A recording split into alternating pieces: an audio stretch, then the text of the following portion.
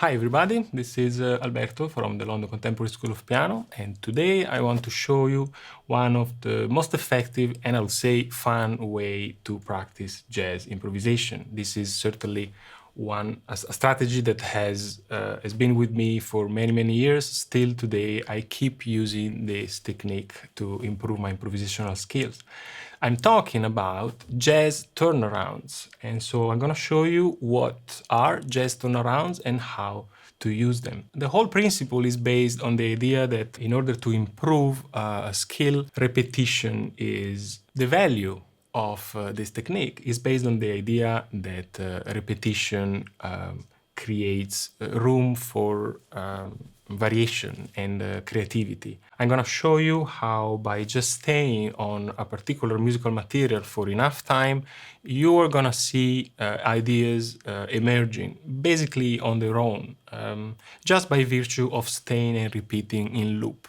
I find this particularly good if we set very clearly the confines of our musical material. And the jazz turnaround is perfect for this reason because it's a very short chord sequence, fundamentally 4 chords, that can be played in 12 keys, in all different tempos, and even styles. This is why is a perfect platform for us to develop our language and improvisation. So the 4 chord sequence, I'm sure you heard about it, is 1, 6, 2, 5. By that I mean, of course, considering major scale, the chord of 1, 6, 2, and 5. Okay. This chord sequence not only is used in a million different tunes, from jazz to pop to rock and so forth, but it is also a great way to even introduce a jazz tune or to end a jazz tune, the intro or the outro. So when you hear someone doing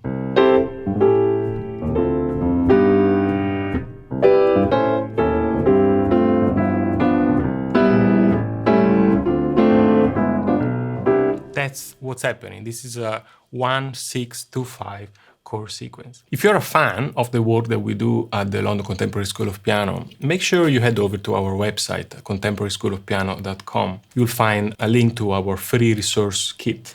There's plenty of things to learn and to try out at the piano. I love to share my knowledge on videos, but I love also to teach one-to-one, face-to-face. So consider getting in touch to have personal lessons with me, the studios in London. So how to get started? First of all, I will turn on the metronome, and of course, in jazz, we're gonna think of the metronome in 2 and 4. So we have 1, 2, 3, 4, 1, 2, 3, 4. And the first thing I'm gonna do is engage the roots in the left hand.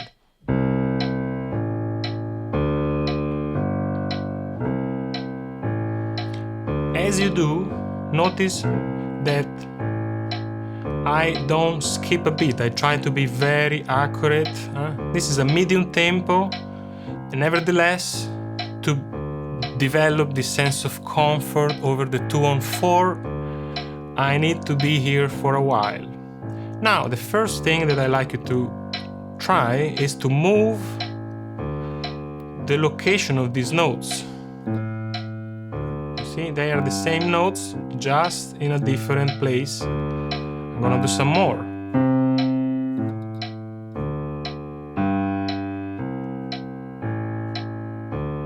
Okay.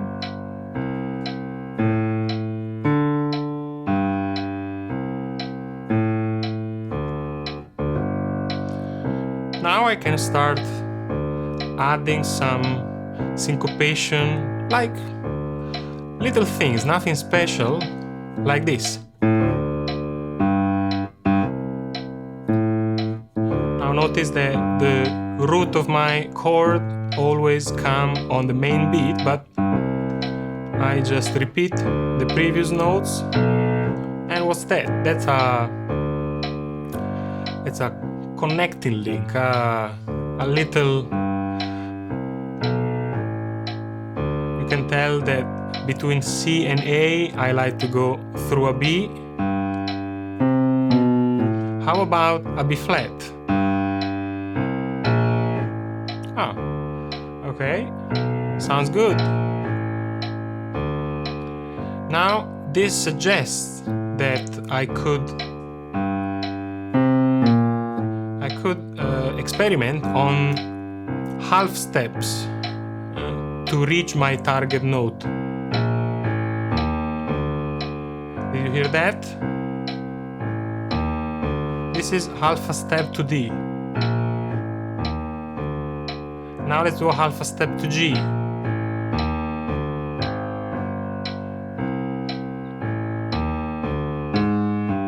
And how about the half a step movement, but coming from below?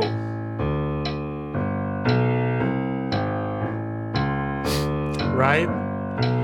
Now this has become not just a series of chord sequence, series of roots, but has become an actual bass line.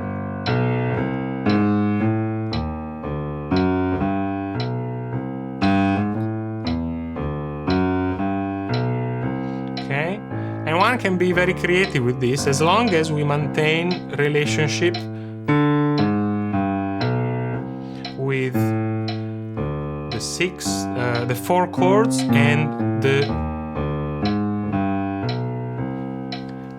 metronome with 2 and 4.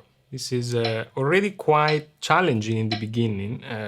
Your brain has to constantly review the 4 chords over and over, but you can tell that after a while this will become very effective and simple. Let's try it in a different key. Let's try in E flat.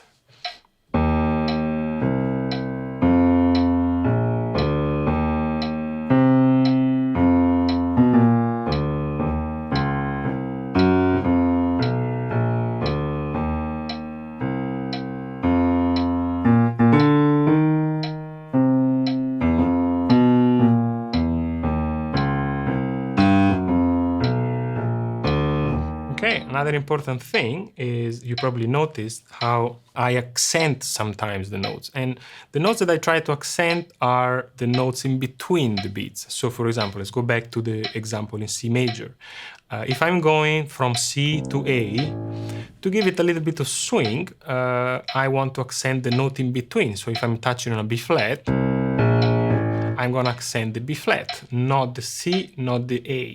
And so if I'm going up to a D via the C sharp, I'm going to accent the C sharp. Here is the result.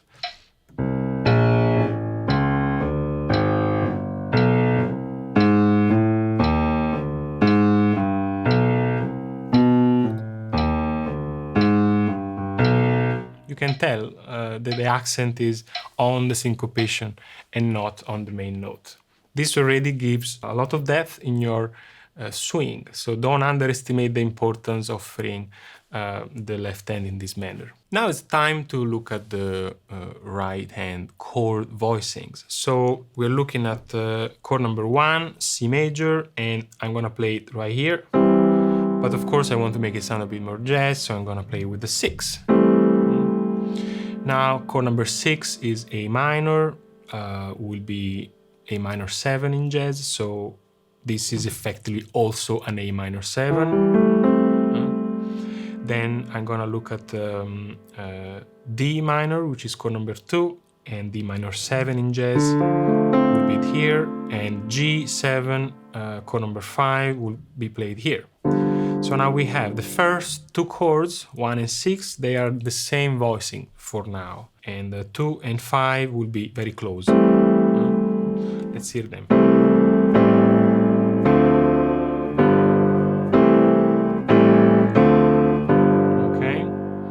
Perhaps you can even try here to make it sound lighter if you like.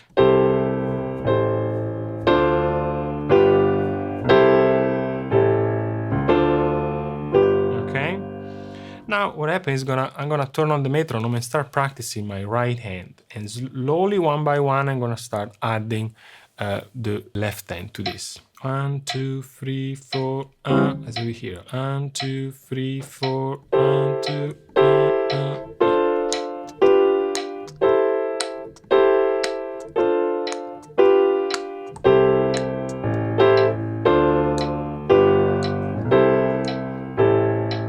This is very basic. It's not particularly swinging, but nevertheless, is quite tasking for the memory and the brain, especially if, as you can tell, the left hand is already traveling a bit around. Now, you remember what we did earlier, which is adding the syncopations and extra notes in the left hand.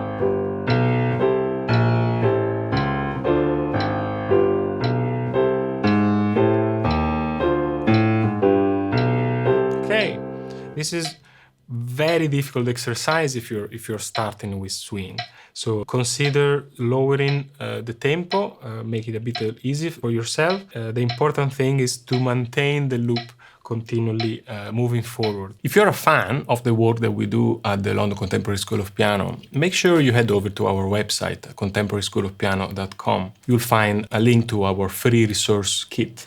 There's plenty of things to learn and to try out at the piano. I love to share my knowledge on videos, but I love also to teach one-to-one, face-to-face. So consider getting in touch to have personal lessons with me, the studios in London. Let's start now adding a little bit of comping swing in the way we play the right hand voicings. I mean this.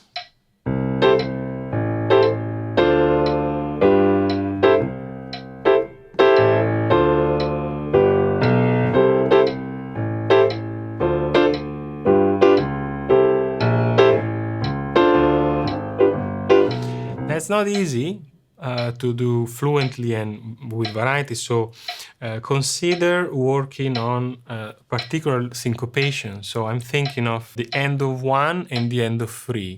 So if the bar is 1, 2, 3, 4, 1, 2, 3, 4, the end of one happens between beat 1 and 2, and the end of 3 happens between 3 and 4. So 1, 2, 3, 4, 1, 2, 3, 4, 1, 2, 3. This is interesting exercise. 1, 2, 3, 4, 1, 2, 3, 4, 1, 2, 3, 4.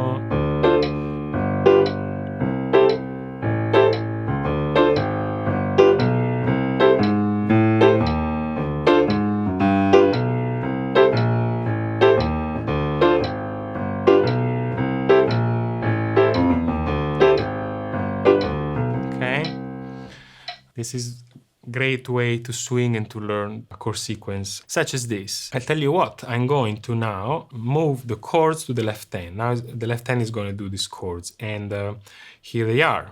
C major, A minor, D minor, G7. But I want to make it sound more jazzy, so the C major will stay here while the A will become an A7. A dominant 7 that works perfectly good with the next chord, D minor. Okay? And then G. Okay. Here we are. So now we're gonna keep it on beat 1 and 3, but later we're gonna move on to end of 1 and end of 3. 2, 3, 4, 1, 2, 3, 4, 1, 2, 3, 4, 1, 2, 3, 4, 1, 2, 3, 4. Perhaps we could look at a way of articulating these chords. How about short? Or double?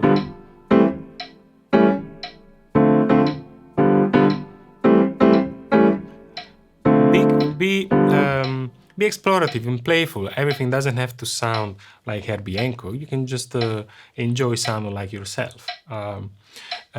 Okay, now I'm gonna try to do that on end of 1 and end of 3. 1, 2, 3, 4, 1, 2, 3, 4, 1, 2, 3, 4, 1, 2, 3, 4, 1, 2, 3, 4. That's tricky, but it sets very strong foundation for the improvisation that you will do later. Let's involve the right hand. The right hand for now is going to do just the roots of each chord in the same way the left hand was doing earlier.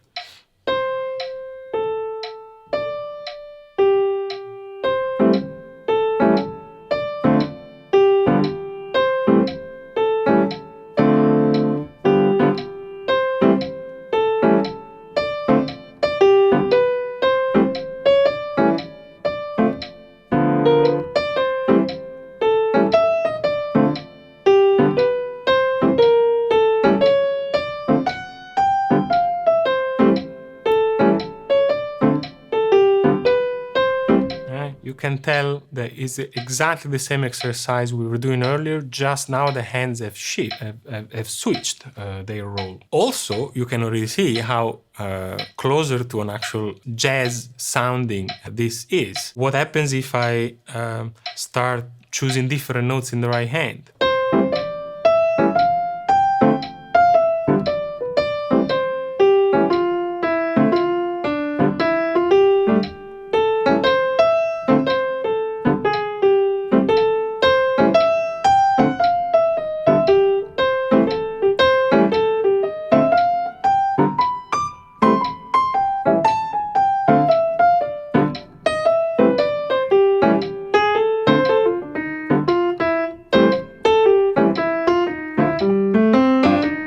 Okay, what's happening in the right hand? You might be wondering. Sounds good, sounds swing, but before we answer this question, I want to point the attention to how strong is the chord voicing, the chord sequence that I'm playing in my left hand. I've rehearsed it enough, I've practiced them enough, and my left hand is very confident on its changes. This is foundational, otherwise our jazz improvisation will always be a little behind. So what's happening in the right hand? I am working on fundamentally two notes at the time. In my mind, there are two notes at the time. What do I mean by that? That for any given chord, for example, the chord of C, my two notes will be two notes from the chord that I'm playing. So for example, C and E. And then for the next chord, A7, I am thinking about two other notes. For example, A and C sharp. So let's build a little phrase that touches on two beats of C. Okay, that doesn't sound like swing, doesn't it? No, it does not. But if I then create a little connection between these notes,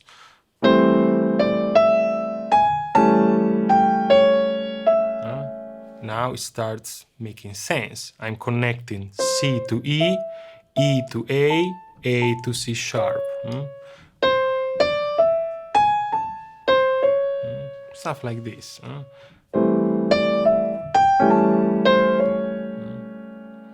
Now let's continue. In my mind I have D minor, I will have D and F. Then in G I have B and D. Okay? In the beginning it's very slow like I'm doing right now. But later, the more you do, the faster you will become. So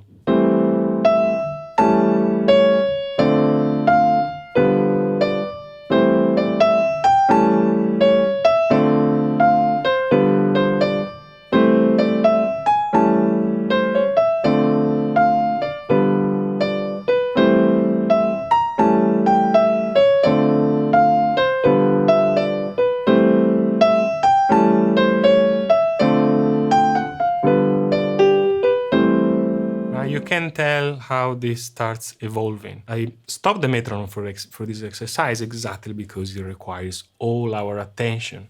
Notice though how both hands are effectively geographically around the same pattern of notes. So in C,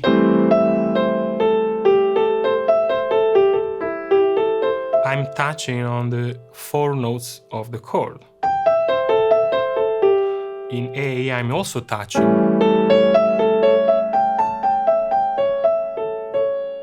In D.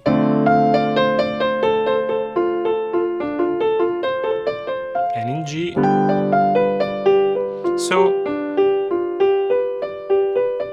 why while it is difficult to change from one chord to another as one is improvising, it's very useful to familiarize yourself one by one with how things change. For example, look at this C. This is a C6, right? If I want to go to an A7, here we go, there is just one note difference, so I can practice moving from C to A7 separately.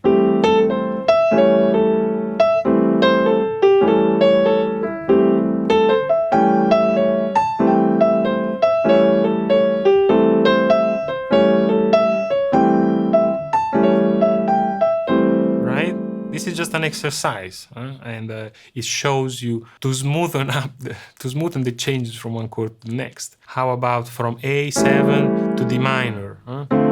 There is one note in common, the A.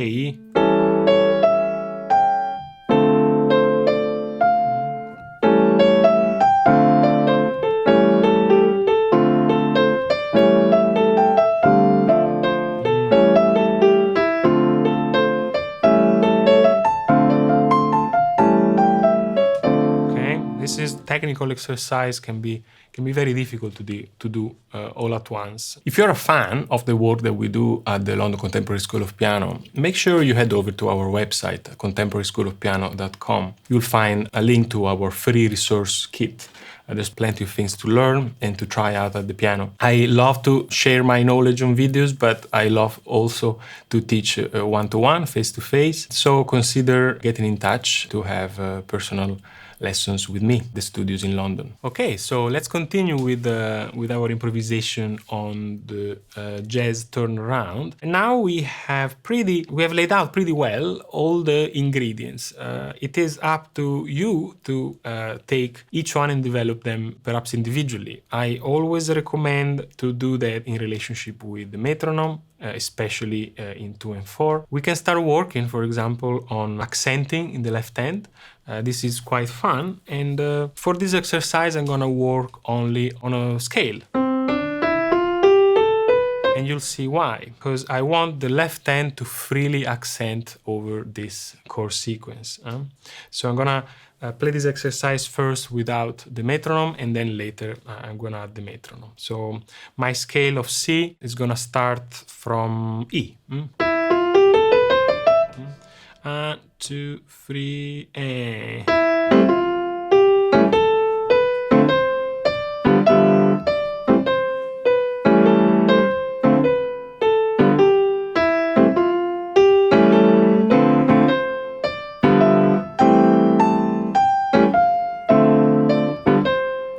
What's happening? What am I doing? The right hand is fundamentally just keeping the tempo, just doing the metronome. And the left hand is now improvising a bit. Improvising what? Improvising rhythm, improvising accents, energy. Remember that your role as a jazz pianist is not just melodic, it's rhythmical. You have to be energetic, and the left hand has this crucial role for the overall groove.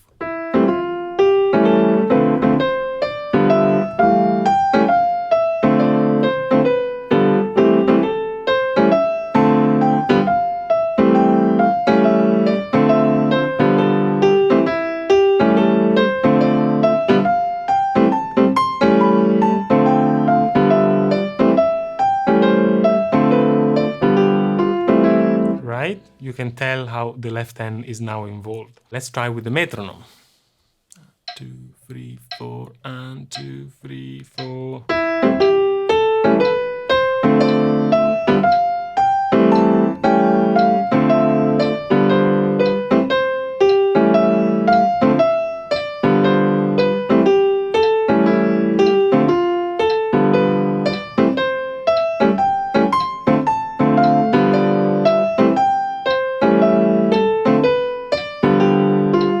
And so forth and so forth. It can be really fun, and you can really not even care much about what note are you playing in the right hand, but pay more attention to what the left hand is doing. Now let's do the opposite. The left hand will keep the beat. 1, 2, 3, and 1, 2, 3, 4, 1, 2, 3, 4. I tell you what? Now we're gonna switch the exercise, and it's the left hand who's gonna keep the beat. For this particular final exercise, I recommend to keep all the beats, and like this.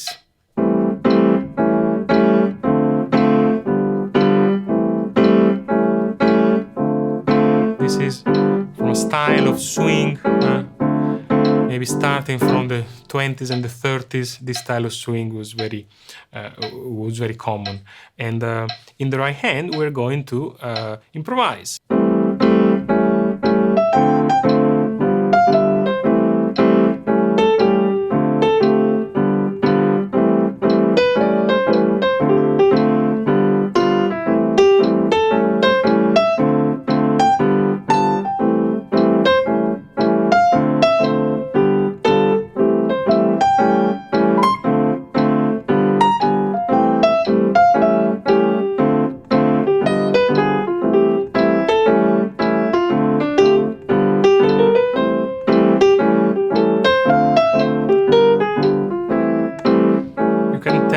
You can tell that this has turned out in a free flow improvisation. But you also can see how, apart from the very last few notes that I added, in the beginning it was pretty straightforward and easy. I was thinking in a C major scale and nothing more.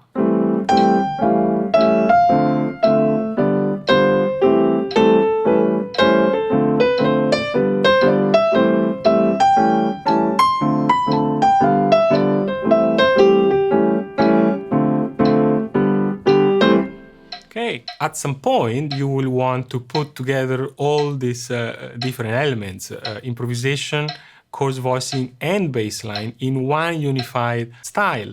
This is very fun for pianists, and might be material for a new video, but I just want to show you what is the final ending point of this.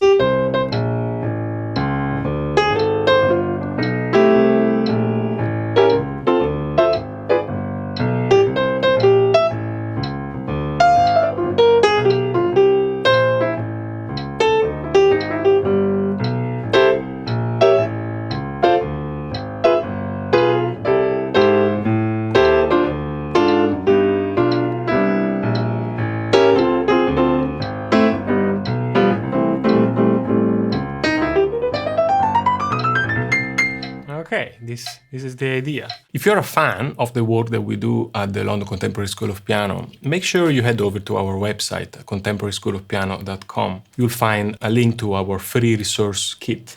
There's plenty of things to learn and to try out at the piano. I love to share my knowledge on videos, but I love also to teach one-to-one, face-to-face. So consider getting in touch to have personal lessons with me, the studios in London. Okay, with this I think you have now an idea of why jazz turnarounds can be very effective and very good to practice, and also very fun.